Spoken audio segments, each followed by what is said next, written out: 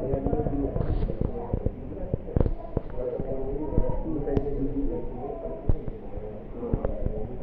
Yang paling baru saya buat,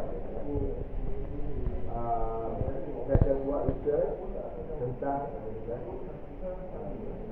the quality yang diperlukan untuk jadi MDRT.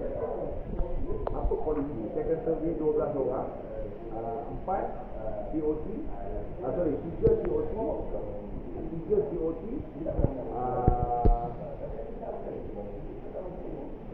4 MDRT.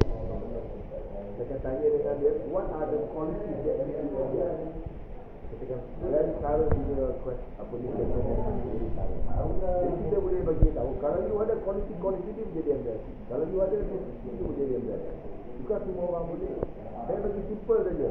Siapa bangun lambat tak boleh? Simple je. Peraturan nombor 1. Siapa bangun pukul 4, ada dengar petua saya. Siapa bangun pukul 4, dia dapat diamond. Siapa bangun pukul 5, dia dapat emas. Bangun pukul 6, dia dapat perak. Bangun pukul 7, pukul 8, dia dapat juga. Apa dia? Abuk pun tak ada. Okey, Pak. Simple je. Siapa nak berjaya mesti bangun awal. Dia tidur pukul berapa tak kisah, tapi mesti bangun awal.